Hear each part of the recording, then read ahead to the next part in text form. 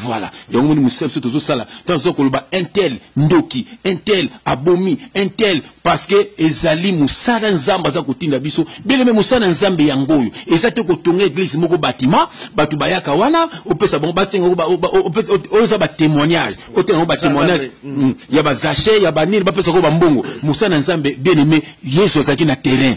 Il faut ko teya batu ba longa na masumu. Yango mon ba potre ba boma bango, ba beta bango. Pour mo kile linga vérité te. Ba finga bango babini ceux qui pêchent reprends-les devant tous pour bamso bazwa kubanga yango musa tozo ko sala tozo ko témoigner Yesu ba lapida ki ba Etienne pour bazo ko témoigner Yesu botika botika bandeko na biso botika bokangi bona l'église bâtiment botika bino ba musicien bokangi bona ba musique na bino ba politicien boza na basi combien moko politicien moko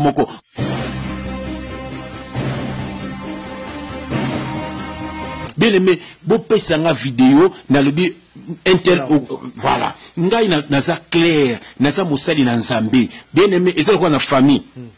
Boza na ndeko mo akufi.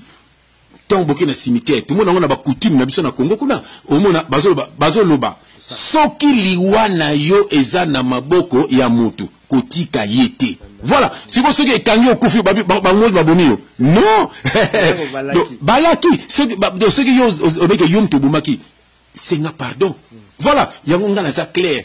Pour la maman Olangi na lobaki, maman Olangi, à moins que au salama bête, naïbima comme na lobaki, mais soki yo mutobumaki batu, soki yo, voilà, soki, weran sol, soki yo mutobumaki a dété. Soki obomaki ete nzamba limbisa mais soki ezali yo moto ekokita na santé na yo na ndaku na yo na musala na yo donc voilà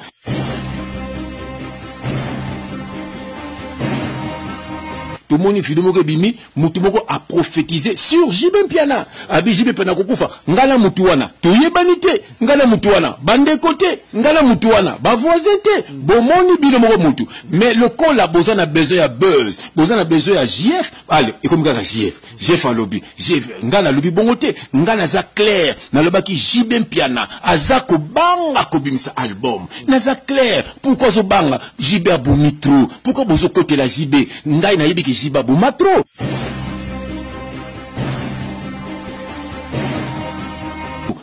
Et ça n'a porte-parole na moko boye et ça n'a porte-parole modo alona mananu nanda kuna bango. Il faut nous apikola mananda kuna bango. Voilà. Oui. Et ça malédiction. Un grand garçon alona lokola nzete nanda kuna bango, il faut nous apikola mananda kuna bango. Voilà. Voilà, naza clair. Ça veut dire que balona inanda kuna bango.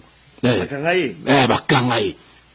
Nazo ba vérité avec révélation en Zambé. Pour l'ensemble la pona il faut benga nga jamais na yo bake non, mutu na benga kinga eza histoire vraie. Comment na ye Mosaka, nga naza musena nzam, na taliti pona esprit ya pauvreté za makasi na famille na bango.